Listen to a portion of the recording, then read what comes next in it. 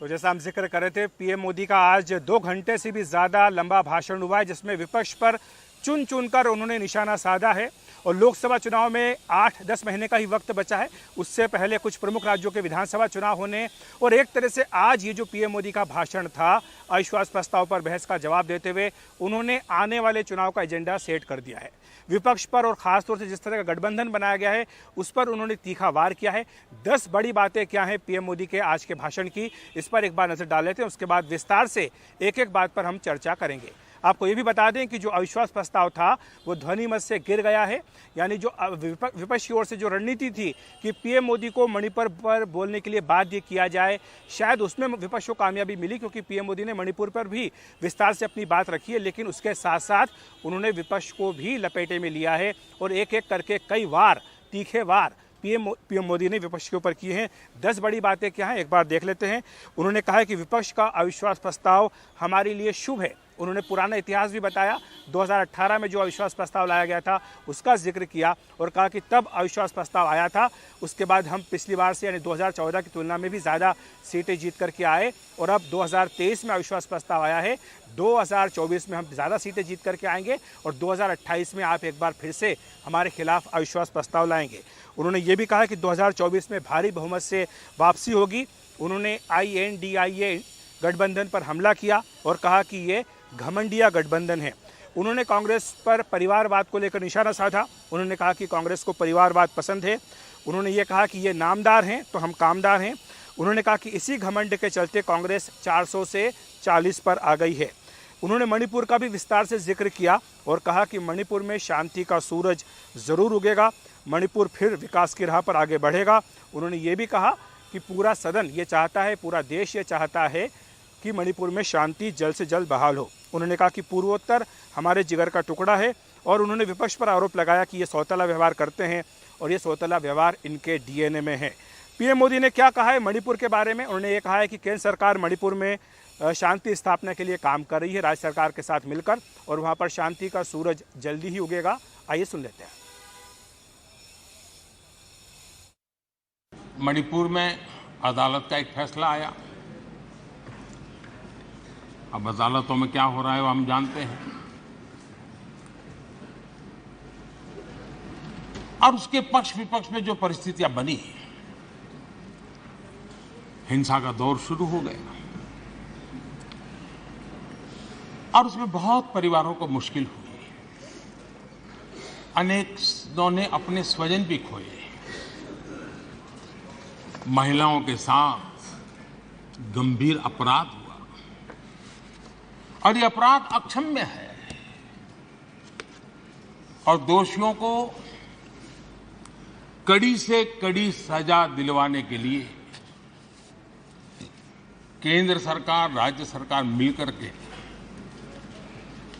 भरपूर प्रयास कर रही है। और मैं देश के सभी नागरिकों को आश्वस्त करना चाहता हूं कि जिस प्रकार से प्रयास चल रहे हैं, निकट भविष्य में शांति का सूरज जरूर उगेगा। मणिपुर फिर एक बार नए आत्मविश्वास के साथ आगे बढ़ेगा। मैं मणिपुर के लोगों से भी आग्रहपूर्वक कहना चाहता हूं, वहां की माताओं, बहनों, बेटियों से कहना चाहता हूं, देश आपके साथ है, ये सदन आपके साथ है। पीएम मोदी ने राहुल गांधी का नाम लिए बिना उनके कल के बयान के लिए उन्हें आड़े हाथों भी लिया। राहुल गांधी ने कल कहा था कि मणिपुर में भारत मां की हत्या कर दी गई है।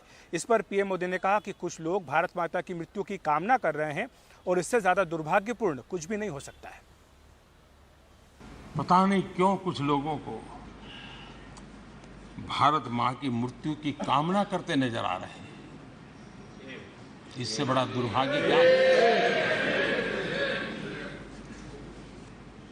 ये वो लोग हैं जो कभी लोकतंत्र की हत्या की बात करते हैं, कभी संविधान की हत्या की बात करते हैं। दरअसल जो इनके मन में है वही उनके कृतित्व में सामने आ जाता है। मैं हैरान हूं, और ये बोलने वाले कौन लोग हैं?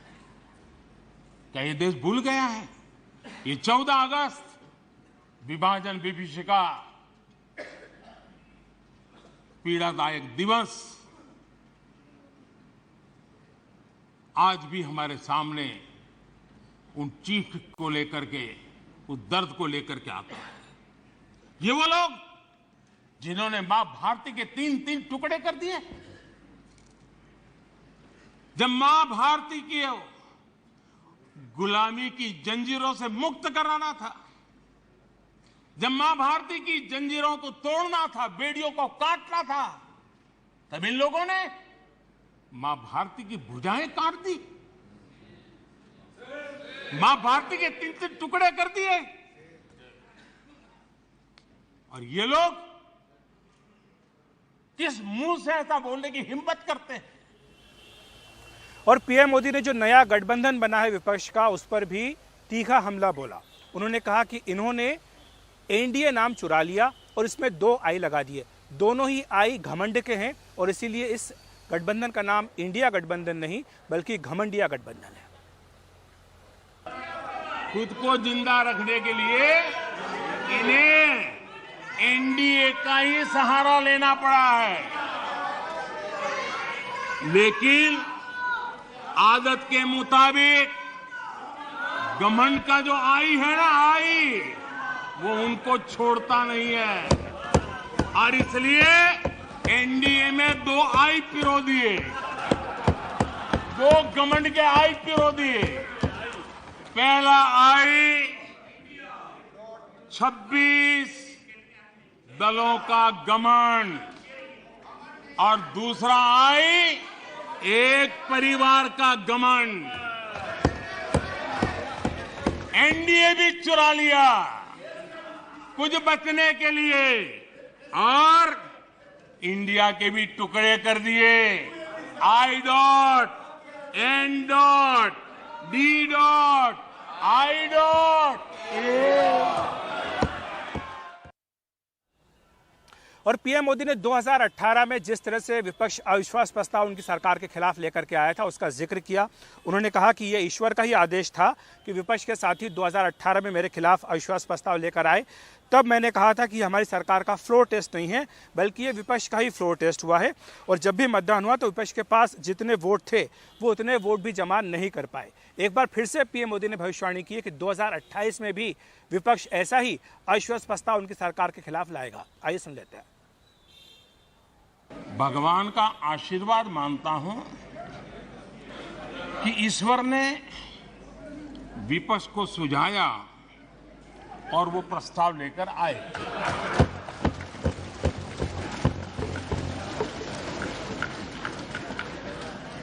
2018 में भी ये ईश्वर का ही आदेश था जब विपक्ष के मेरे साथी अविश्वास प्रस्ताव लेकर के आए थे। उस समय भी मैंने कहा था कि अविश्वास प्रस्ताव हमारी सरकार का फ्लोर टेस्ट नहीं है, मैंने उस दिन कहा था, बल्कि ये उन्हीं का फ्लोर टेस्ट है, ये मैंने उस दिन भी कहा। और हुआ भी वही। जब मतदान हुआ तो विपक्ष के पास जितने वोट थे उतने वोट भी वो जमा नहीं कर पाए थे। और इस समय एक बड़ी खबर आ रही है लोकसभा से, जहां पर कि लोकसभा में कांग्रेस के नेता अधीर रंजन चौधरी को सस्पेंड कर दिया गया है। आपको बताएं कि आज विश्वास मत पर अपने भाषण के दौरान अधीर रंजन चौधरी ने पीएम मोदी उनके ऊपर कुछ अभद्र टिप्पणियां की थी, जिसके बाद वहां पर काफी अप्रिय जो दृश्य दिखाई दिए थे। बीजेपी के सांसद वीरेंद्र मस्त उनकी ओर तेजी से लपके भी थे और अब से कुछ देर पहले वीरेंद्र मस्त ने अपने व्यवहार के लिए माफी भी मांगी। लेकिन इसी बीच अधीर रंजन चौधरी को सस्पेंड कर दिया गया है।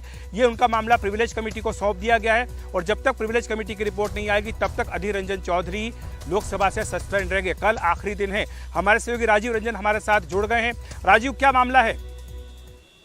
गंभीर मामला है। सत्ता पक्षी और से कहा गया, संसदीय जो कार्य मंत्री प्रहलाद जोशी ने ये प्रस्ताव पेश किया। उन्होंने कहा कि अधीर रंजन चौधरी बार बार जो है निराधार आरोप लगाते हैं, प्रधानमंत्री पर आरोप लगाते हैं और जो सदन के नेता हैं बेसलेस आरोप लगाते हैं, मिसकंडक्ट करते हैं और उनको कई बार चेतावनी दी गई, लेकिन उसके बावजूद वो क्षमा मांगने को तैयार नहीं है। इसलिए उनको जो है उनका जो मामला जो है प्रिविलेज कमेटी को सौंपा जाता है और जब तक प्रिविलेज कमेटी की रिपोर्ट नहीं आती है तब तक वो सदन से, लोकसभा से सस्पेंड रहेंगे।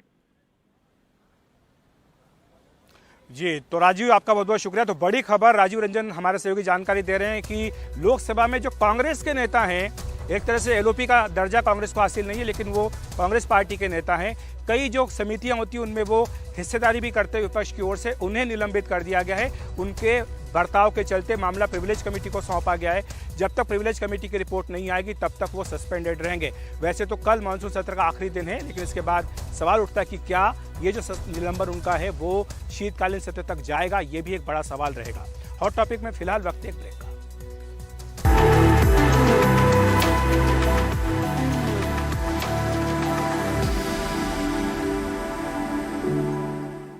और पीएम मोदी ने यूपीए पर एक के बाद एक हमला करते हुए कहा कि ये दरअसल इंडिया गठबंधन नहीं, घमंडिया गठबंधन है। उन्होंने कहा कि इनका घमंड इतना ज़्यादा है कि ये उस घमंड में सरकार पर एक के बाद एक हमले कर रहे हैं। उन्होंने कहा कि लंका हनुमान जी ने नहीं जलाई थी, रावण के घमंड ने जलाई थी, इसीलिए ये 400 से 40 हो गए। कुछ बुरा बोलने के इरादे से भी जब कोशिश होती है तो कुछ न कुछ सच भी निकल जाता है और सच में ऐसे अनुभव हम सबको है। कभी कभी सच निकल जाता है।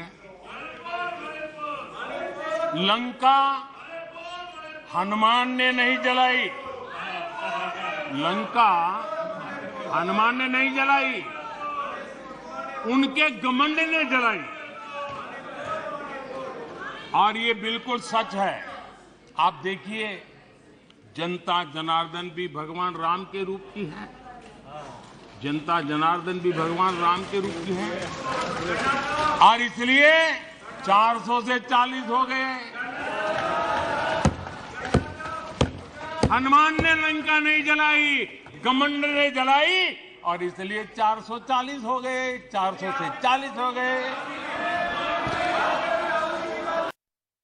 मोदी ने गैर कांग्रेस विपक्षी दलों को आगाह भी किया।